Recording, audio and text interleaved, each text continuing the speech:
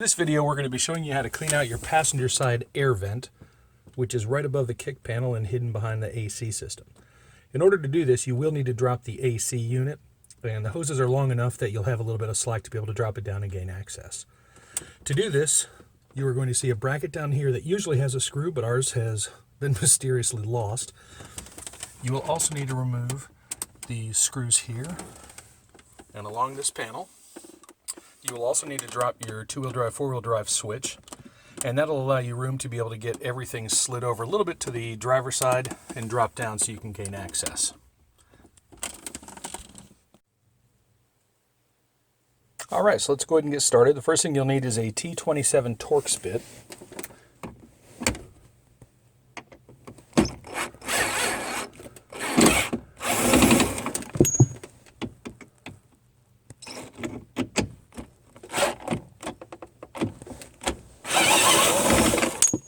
Alright, and there are just two bolts that hold that two-wheel drive, four-wheel drive switch in place. And you want to drop that down. That'll then give you access to this little 1/4 inch bolt. Alright, and now that we got that 1/4 inch drive installed, let's go ahead and get that screw removed. Okay, and then we'll move over to the other side. Okay, now we're going to get in here and remove the other screws.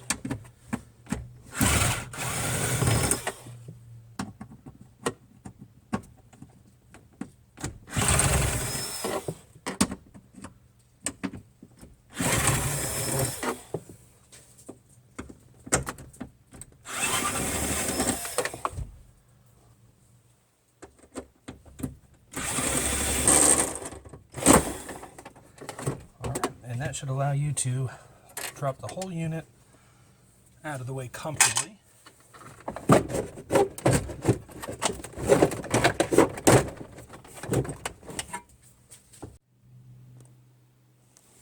And on this one, I think we're also going to go ahead and drop a couple of screws that hold the driver's side duct on as well, just to give us a little bit better access.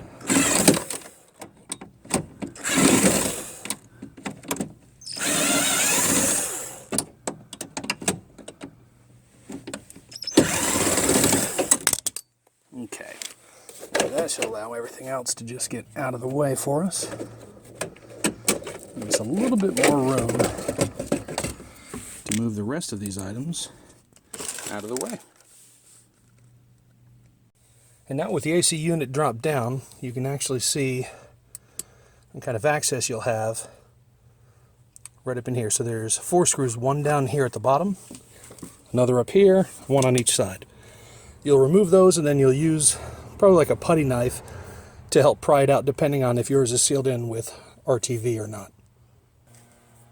Alright, so you're going to take a Phillips head screwdriver and you'll remove the back top screw, which is a little bit hard to show in this video, but I'll do my best.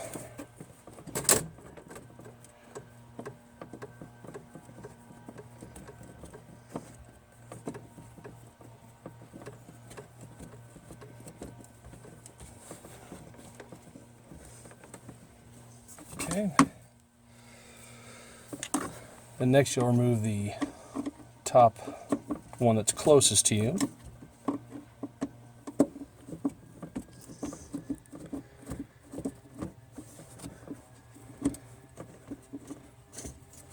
Okay. Now the two bottom ones, I should have been smart and removed them before I dropped the AC unit, but of course I didn't. So what I'll do is I'm going to use a 90-degree screwdriver, and that'll give me enough room to get in there and remove both of those guys, albeit slowly. Okay, so now that that's removed, you can see if yours will just pop off. Luckily ours did too. So then, and you can disconnect this wire clip that goes up behind the dash. That'll help give you a little bit more room to reach in there with a little vacuum cleaner. There we go. And now you can drop that behind the little cable. Pull that down. There we go. And then you can just take this guy and hopefully just slide him out of the way a little bit. Be careful not to break it because they are kind of brittle. All right. Okay, now that we have that vent cover off, which if you do break it, we do sell them on our website at bjsoffroad.com. And let's get back in here. You can see there are a couple of leaves sitting here, and that's the trap door, which you operate that by the knob that is at the base of the steering column on the right-hand side, right where your right knee would be sitting. You pull that out, and then that'll open up this trap door, and then we can get inside and clean it out. And I'm going to see if I can go ahead and open this while you're watching. There you go. And you can see on ours it's completely full of leaves and pine straw and other debris. And anytime we get any rain, that's where the source of a leak is. So you want to get inside of here with a vacuum cleaner and some hoses and get out as much as you possibly can. Okay, so the next step is, if you really want to get in there and you're having trouble fitting in a vacuum hose, you can go ahead and remove your kick panel, which it just wiggles out of the little channel. Gently slide it up and just keep wiggling. And eventually the bottom piece will come out and you just slide it out. Now if yours are damaged down at the bottoms, which you can see here, and you can see a lot of gunk on this one, we do sell ABS replacements for these, and you can paint them whatever color you want to help them match. SEM Vinyl Dye is a company that produces various dyes for plastics and ABS plastics. They work really well. So the next step here is we're going to go ahead and remove the actual housing, and that'll allow us to get a full-size vacuum hose deep inside. Let me get a little bit more light in here. So what we're going to do is we're going to come in, and this entire housing will pop out. It's held in place by some foam and some RTV adhesive, which we can also replace when we reinstall it, or you can use clear silicone, whichever you prefer.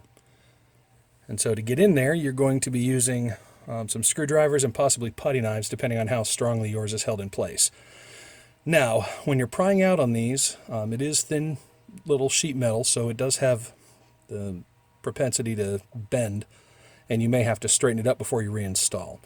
But once you pull it out, and once you remove the screw that's currently hidden behind this little vent, if you can see that back there, I'll have to show you another shot in a minute, but there's a screw back here, and you will have to remove that in order to get the rest of the housing out.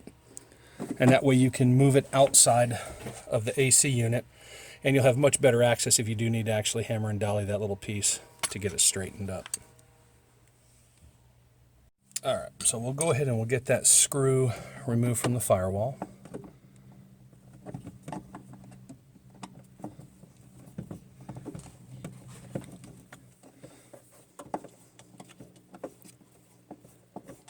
And that's just a little Phillips head, and that holds the fresh air cable to the firewall.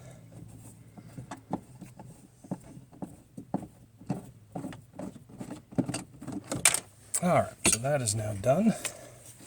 So give us a little bit more room to slide that here and out of the way. Oops. Okay. And on this one, I decided to go ahead and get a little bit larger screwdriver. Help pry a little bit more.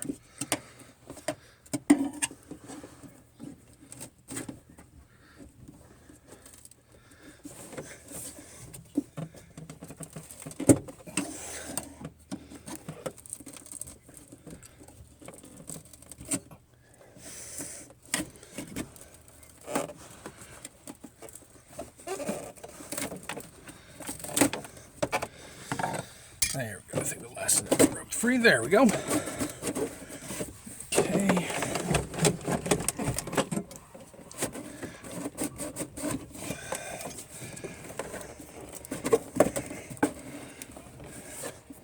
Let's get a little firewall insulation out of the way. Looks like it's trying to pull some of that with it.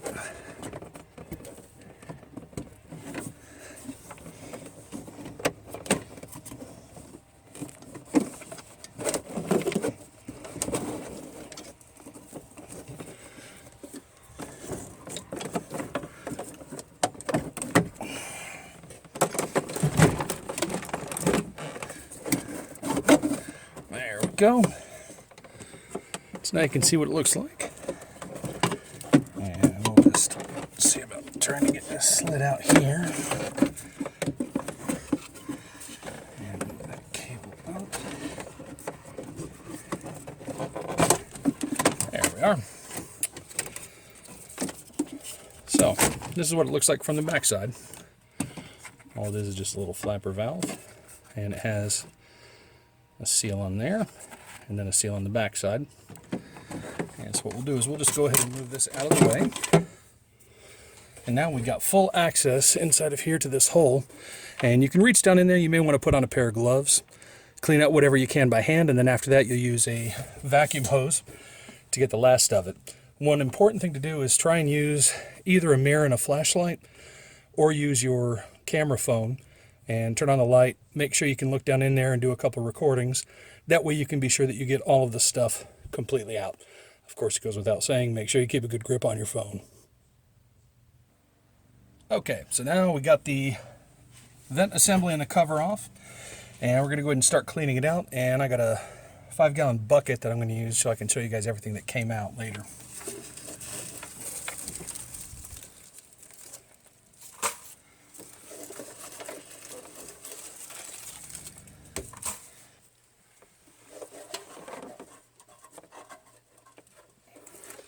Alright, so I think we got just about to the bottom.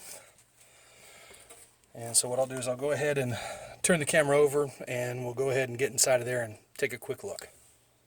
Alright, so we'll go ahead and go inside of here and look down inside the hole, see what we got. Alright, so it looks like I got most of it. We do have a bit here on the back side, which we'll get in there and try and brush that down, get it more with our fingers, and then if not, we'll get inside of there with a shop vac to get the rest out. And so far, this is all that was removed from inside of there. As you can see, it was all pretty well rotted and matted down, so it was providing a complete block inside of there and allowing pretty much all fluids coming down the cowl to go inside the vehicle. Alright, did some more cleaning. And let's get inside of here. Alright, so now you can see this area is cleaned up. Looks like we are good now. And we can start reassembling everything in the reverse order. Now, one of the big things that you want to make sure you do is after doing this process, you want to remove the cowl up at the base of the windshield. And you want to get some mesh material and cut it to fit and then install it. What that does is that'll help block any large pieces from clogging up your vents in the future. Now, our housing did get a little bit bent, but with a little bit of time with a hammer and a dolly, I'd say probably 2 minutes maybe, we got this thing nice and flat again. So what you're going to want to do is put some RTV on the back side of it, or you can use foam and RTV, however you want to accomplish that. And just put it on there, and then you're going to reinstall this. Now, ours we disconnected from the cable just to make it a little bit easier. And if you end up doing that same thing, you just want to make sure to reinstall the vent first. Then you want to hook this back up inside, and then just, there's a relatively simple little spot to go on there. Oops.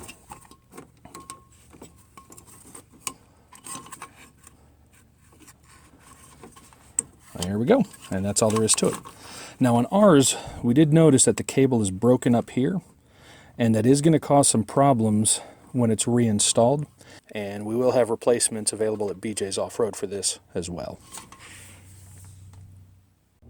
Alright, so what we're going to do here is I'm going to go ahead and install some RTV in areas where this was either torn or was missing. And then we'll go ahead and reassemble and put the vent back in place, and then we can reinstall everything else. One piece of advice that I do want to give you is before you put everything back together and tighten down that cable, you want to go through and make sure that the vent itself is closed, and you don't want to push it too far, as the vent door, the blend door, will actually pivot all the way around. So you want to make sure it is just barely closed, and then you want to go over here and onto the base of your steering column. On the right hand side, you want to make sure that knob is pushed all the way in, pushed forward. Once that's done, and you have the cover reinstalled, then you want to go through and you want to reinstall this guy up here. And again, you can see ours is broken, so it's not going to function perfectly. So you install that, and that's it. All right, so we now have everything put back together. Vents. That little cable is tied back down. We got all of the vents put back. The whole assembly is tucked back in, and everything is nice and tight. And the last thing to do is give it a nice little vacuum in here, and then take it through the car wash and do another video, and we'll show that this thing is no longer flooding the carpets. Now, some people have asked, what is the cowl? This area right here, this is your cowl vent. And so you're going to remove this. What you do is you pop the hood, and then there's going to be a couple of screws and a weather strip inside of there. Remove each of those, and then this whole assembly will just come up at an angle and slide out. And then you can put in the mesh that will cover inside of here. And that'll keep more of this kind of stuff from falling down inside.